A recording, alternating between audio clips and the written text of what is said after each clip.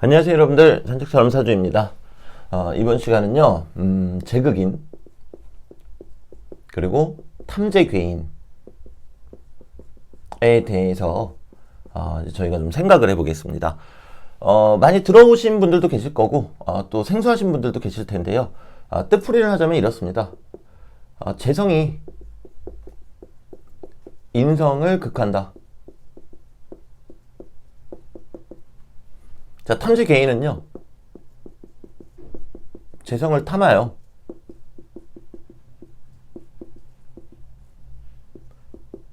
인성이 무너진다. 이런 의미가 되겠고요. 뭐 사람들마다 차이는 있으나 뭐 커뮤니티나 뭐 인터넷이나 이런 데 보면은 제극인에 대해서는 조금 좋게 말씀들을 하시고 이제 탐재괴인에 대해서는 좀 안 좋게 말씀하신 부분들이 좀 많습니다. 물론 좋은 점도 있고 안 좋은 점도 있겠죠. 자, 그래서 이번 시간에는 이 제극인, 탐재괴인 이 둘의 관계 그리고 뭐가 다른지 그 부분에 대해서 좀 말씀을 드리도록 하겠습니다. 자, 그러기 위해서는 저 둘의 공통 분모가 재성과 인성이라는 게 눈에 들어오셨을 거세요. 그럼 이제 이 둘의 특징을 알아야만 되겠죠. 자, 재성 그럼 뭐겠습니까? 저희가 재성이라고 하면 더 이상 이제 돈을 떠올리시면 안 되시고요. 실제로 이 재성 돈으로 안 쓰시는 분들도 대단히 많습니다, 여러분들. 이 재성은 목표입니다. 또는 이제 꿈이라고 할 수도 있겠죠. 자, 인성은요, 생각하는 마음입니다. 자, 그런데 이 둘의 관계가 이제 어떻게 되냐면요. 예시를 들어볼게요. 목인성이다, 누군가가.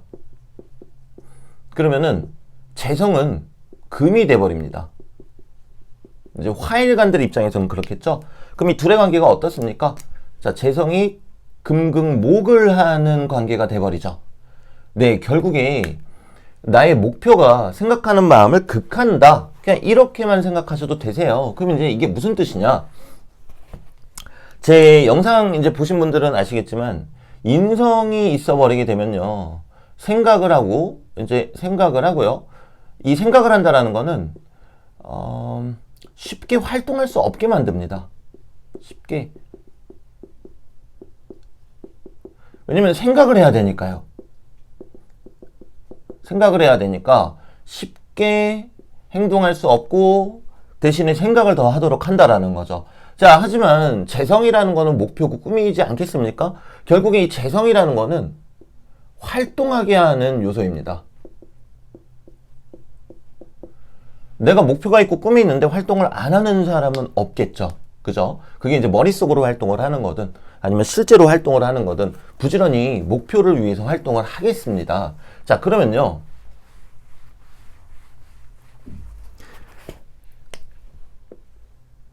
어떤 사람이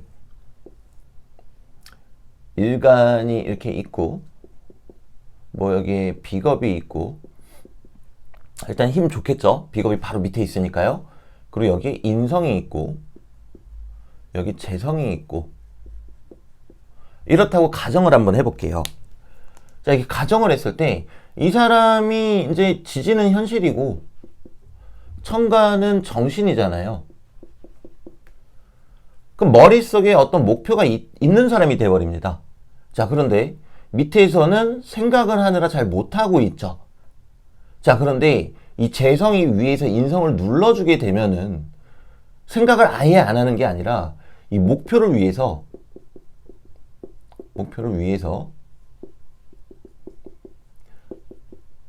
생각을 조절할 수 있다라는 거죠. 무슨 얘기인지 이해되시죠? 만약에 위에 재성이 없고 여기에도 인성이 있다면은 이제 이분 같은 경우는 생각이 너무 많아가지고 쉽게 행동으로 옮기지 못하는 사람일 수가 있어요. 자, 그런데 위에서 재성이 이렇게 눌러주고 있기 때문에 목표를 위해서 그래도 생각을 조금 누르고 내가 어느 정도 행동으로 옮기려고 한다라는 거죠. 그러면은 균형이 맞겠죠. 그렇다고 저희가 그냥 막무가내로 행동을 해서도 안 되는 거잖아요. 어느 정도 생각도 해야 되는 거기 때문에 이 밸런스가 좀 맞는다. 이제 이렇게 보시면 되시겠어요. 요게 이제 전형적인 제극인입니다. 제극인.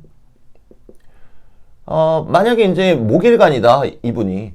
목일간이라고 하면은 이제 재성은 토가 되겠죠.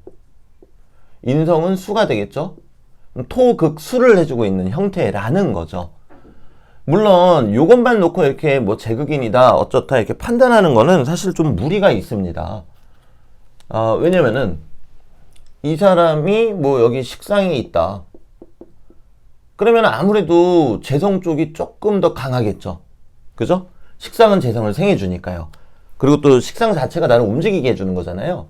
근데 이제 만약에 여기에 식상이 아니라 인성이 또 있다. 그럼 아무리 재성이 인성을 극한다 그래도 재성이 극할 게 너무나 많아져 버리죠.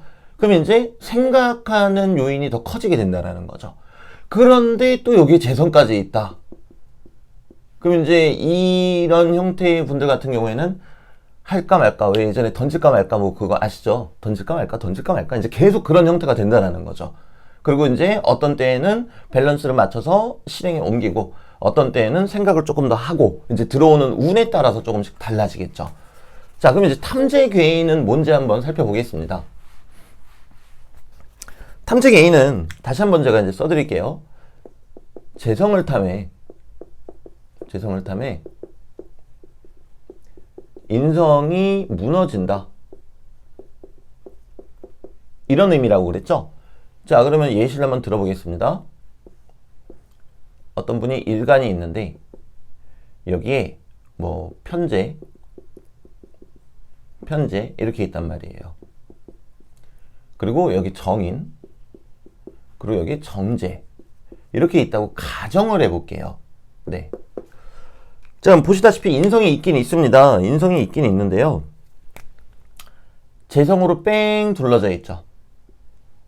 그러면 이 생각하는 마음이 작용이 어떻겠습니까? 아무래도 위축될 수밖에 없겠죠. 뭐 때문에? 재성 때문에. 재성은 뭐다? 목표다. 목표가 너무나 많아진단 말입니다. 그럼 이제 이런 분들이 조심하셔야 될 건 뭔가 하면은 행동이 앞설 수가 있단 말이에요. 행동이 앞선다. 왜? 목표가 사방팔방에 있으니까 목표만 먼저 보는 거예요. 그러면은 결국에 생각을 많이 깊이 있게 하지 못한다가 되겠죠. 그래서 이제 재성을 타면서 학문이 무너진다 라고도 얘기를 한 거예요. 왜냐면은 이 인성은 공부하는 마음이니까요. 네. 그래서 이제 만약에 사주 구성이 이렇게 되신 분들이 계시다면은 어떤 부분을 뭐 사소한 거든 그게 이제 친구 관계든 아니면은 뭐 직장이든 또는 뭐 내가 사업을 하더라도 이 행동을 우선적으로 하시지 마시고 내가 뭘 하고 싶다 그러면은 잠깐 한 템포 쉬시고 천천히 하나부터 열까지 객관적으로 나를 바라보면서 이 생각하는 마음을 키워나간다면은 아마 큰 도움이 되시겠죠. 네, 그래서 오늘은 이제 제극인과 탐재 괴인에 대해서 말씀을 드렸고요. 이제 이 부분을 좀 심리적으로 여러분들께서 이해를 하시려고 하시면 조금 더 편하실 거세요. 왜 사주를 볼 때 심리적으로 접근하는 게 편한가 하면요. 이 사람의 심리를 어느 정도 이해하고 나면은 어떤 운이 들어왔을 때 이 사람이 어떻게 행동하겠다라는 게 얼추 보이잖아요. 예를 들어서 뭐 이런 사주가 이렇게 들어왔는데 이런 사주가 있다. 그럼 이제 심리적으로 목표만 바라보느라고 생각을 좀 덜 하는 사람이란 말이에요. 그죠? 자, 근데 이분이 만약에 식상 대운이 들어왔다. 그럼 식상은 일간이 생하죠. 그리고 식상은 다시 재성들을 생하잖아요. 그럼 어떤 행동적인 요소가 훨씬 더 강화됐다라고 보시면 되시겠죠. 자, 그러면 이 사람이 성격이 나왔으니까 원래도 그런 스타일인데 식상까지 들어왔으니 더 뛰어들겠구나. 그러면은 무언가 하려고 할 때 반드시 천천히 곱씹어 가면서 그리고 서류 부분도 신중히 관찰을 하라고 말씀을 드리는 게 맞겠죠. 네, 그렇기 때문에 여러분들께서도 그 사주 공부하실 때 그 사주 명식의 심리가 어떤지 그 부분을 우선적으로 판단하시면요. 조금 더 쉽게 그리고 명확하게 사주를 보실 수 있다는 점 많은 참고 부탁드리겠습니다. 감사합니다, 여러분들. 가보겠습니다.